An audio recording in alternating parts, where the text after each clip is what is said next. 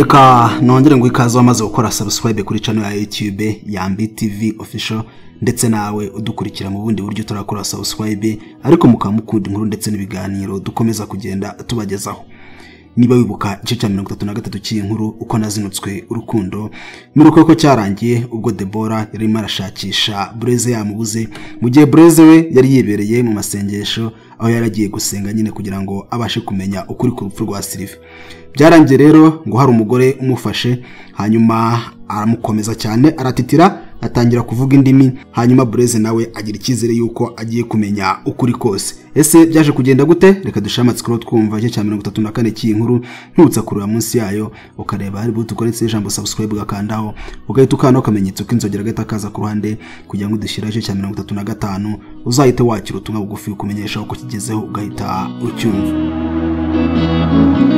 Ndacyari muhire Blaise uhunga urukundo nk'ukurikiye n'imvura y'amahindu ashaka hayugama. Urukundo nakunze Sylvia nkamwamburwa nabo ntaramenya nkarunyanyagiza kuri Deborah wanyiziritseho kuva kera none bakaba ngeze ku buce mpangayitse niruka imisozi ngo ndashaka kumenya icyacecekanye. Uwakwibuka Deborah wandwariraga indege gakizwa no kundabuka gusa ntiwakwemera ko ari Deborah ndaje rwa ntambi ngo ndasengera ibyo ntazi icyo bizanzana ni nabimenye. Duherukana ubushize Deborah yabuze amahwemo yibazaho nazimiriye kuko yantegereje iminsi kabibiri nta kanunu kanjyazi. Kubera nari nagiye mu Kitumve FM ndavuga mu cyaro mu Dusaka inyamasheke kwa mukecuru wa nyakwigendera Sylvie hatagera umuriro w'amashanyarazi. Telefone yazimye kare mburaho nkirira mu ndi muriro cyane ko ntari nashishikajwe no kuvugira kuri telefone kuko nari nagiye guhamura nako guhanuza ku banyamasengesho. Ibaze gushakira igisubizo kantarangi wakakiguha yaturamye mu rugo iwawe ubanze cyari ikigeragezo cyanjye pe.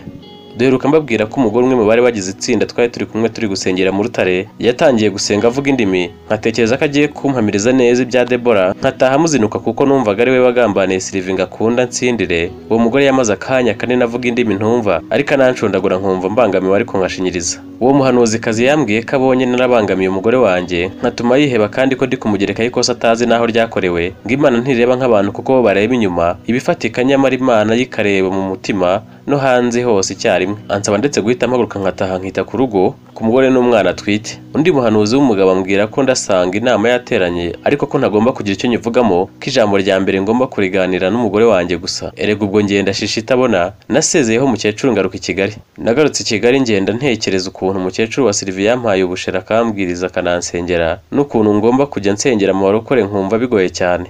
Nanone natekereje cyane ku magambo bampanuriye twicaye muri rwa Rutare ntumva ukuntu Deborah yaba ari umwere gutyo ntumva impamvu yaba yarahahamutse turi kwibuka mu Tuyimana Sylvie. Nkibaza noneho ndi waba yihishe inyuma y'urupfu rw'uwahoze ari umukunzi wanjye bikanyobera. Nanibazaga niba nazajya gufunguza ba Ernest na mukuru wanjye mvuga ko ari abere nkabona mbabwiye ko nabihanuriye ko barengana banyita umutabuke cyangwa injiji. Ariko nanone natekereza ukuntu nzabarebera banera umunyururu nzi ko ari abaziranenge nkumva bitazanyohera kubyakira. Nibajije ikintu kiri mu rukundo gituma umuntu yemera guhomba inshuti n'abavandimwe akaba yakwanga umuryango wose akawurutisha umuntu umwe numva ni nk'ubusazi. Kubera byari urugendo runini rw'amasaha arenga 5 ngeze aho kubera umunaniro no kuryama ku birago byo kwa mukecuru ngo agacuho nsinzirira mu modoka. Nongeye gukanguka mbona imodoka ihagaze muri gare Kigali nahise nca muri alimentation ngura umugati n'akarabo ndetse n'umutobe w'amatunda n'ibinyomoro ngo nkiri umugore wanjye untwitiye imfura mbone nuko aza gucururuka tukaganira maze ndaboneza ndataha no mu rugo Imasoro. Nagezeyo ndasuhuza numva hari kuvugira abantu benshi ntibaza icyabaye. Nibajije niba yabyaye wenda bakaba baje guterura umwana ariko ntibyari gushoboka kuko nta mezi arenga 7 twari tumaranye. Narinjiye nkomanze kuri salo nsanga data bukwe n'amabukwe ndetse na wa muhungu twabanaga ntarashaka umugore bari kuganira bibaza aho nazimiriye n'icyo bakora ngo banshakishe. Byari byabayobeye kuko batari baza aho nanyuze ngenda. Batunguwe no kumbona mbasuhuza ameze neza. Numva nabaza icyo baje gukora ariko nibuka amagambo bambwiye ngo singire uwo mbwira ibyanjye keretse umugore wanjye gusa. Nahise mbona ko ariyo nama bambwiraga ndi busange. Byari bigeze nko masaa 9 z'amanywa. Ndarabasuhuje maze madama mpobera bidasanzwe ndatungurwa kuko twari tumaze iminsi tureba nayingwe nibaza icyamuhinduye ngira ngo ari kujijisha ababyeyi be. Namuhereje ibyo nari muzaniye nikomereza mu cyumba ntavuga. Numva na badata bukwe baracecetse hashira kanya. Mpita numva ko ari nge bavugagaho. Nibajije icyo bamvugagaho kuko njyaho nari mvuye uretse gasopo yo kutababwira ibyo nari mvuyemo. Sinari nzi ko hari igikuba cyacitse. Numvaga ntashye mu rugo nkuko bisanzwe. Kumbe byari byadogeye bayoboye icyo bari bukore naho bari bunshakire. Gusa byari bikiri ku cyumweru bari bakwiye kuba bategereje bakareba ko nibura ku wa mbere nzasiba akazi bakabona kumfata nk'uwabuze. Ariko ngo kubera sheri yari yahangayitse cyane bashakaga icyo bakora ngo bamuhumurize.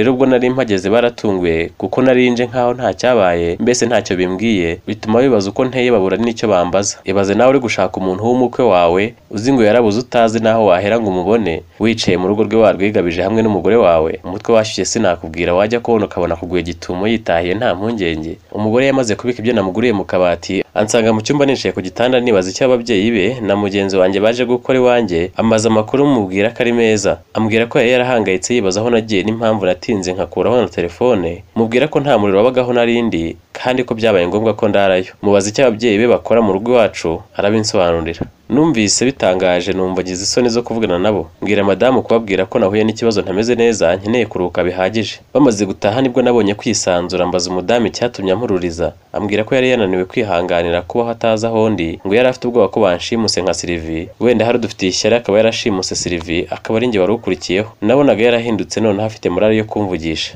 Numvaga namucyurira, ariko nakwibuka ibiganiro nagiranye na mukecuru wa Sylvie, aho yambwiraga ko umukristo atarenganya ahubwo arenganywa, ko umukristo yicwa ariko we ntiyice, bituma nifata numva ko ngomba kuvuga neza gusa. Namubajije niba noneho ashobora kumbwiza ukuri ku byabaye mu kwibuka Sylvie, ambwira ko yatinyaga kumbeshya kandi agatinya no kumbwiza ukuri ngo bitampungabanya. Mubwira ko yakwisanzura akambwiza ukuri kugira ngo aruhuke, maze shirambwira ko mu gihe nari imfunze ndwariye kwa muganga yatonganye na Sylvie, akabwira Sylvie ko atazamwemerera kumutwara umugabo, ko azakora igishoboka cyose ariko ntamuntware. Anyibutsa ko nanjye yabimbwiye, maze yakumva Sylvie yarapfuye ashimuswe akagira ubwoba ariko anishimamo mu mutima ko none hagiye kunyegukana, nubwo byabanje kugorana nkasa naho umutima wanjye ukitekerereza nyakwigendera. Deborah yanyeruriye ko ubwo namwemereraga urukundo yishimye ndetse akanishimira ko Sylvie yapfuye atajya ngo bampanganire. Inzozi ze zari zibaye impamo, ngo rero dupanga umunsi wo kwibuka Sylvie yumvaga nta kibazo, ahubwo ashima Imana yatumye apfa akatubisa ngo twikundane twibanire ubudatana. Bityo kumperekeza muri uwo muhango byari bimunejeje kuko yishimiraga kuba kumwe nanjye, tukagendana abantu batubona nk'umugore n'umugabo. Gusa ngo rimwe na rimwe yagiraga ipfunwe ry'uko abantu batekereza ko ari we wicishije Sylvie ngo akunde tubane nk'uko yigeze no kugezwa imbere y'urukiko, abikekwaho akaza kugirwa umwere, ariko agahumurizwa n'uko hari abo byahamye bakaba banafunzwe babizira. Ikindi kandi mu mujyi si nko mu cyaro, abantu ntibaba baziranye cyane ngo bagutindeho bagutekerezaho byinshi. Abenshi ntibari banazi Deborah bamumenye ku munsi w'ubukwe bwacu, ariko icyatumaga bitamuhungabanya cyane byari uko namukundaga urusa neza n'ubwo nakundaga Sylvie, bityo akumva bimuhagije naho bamuvuga akarijana.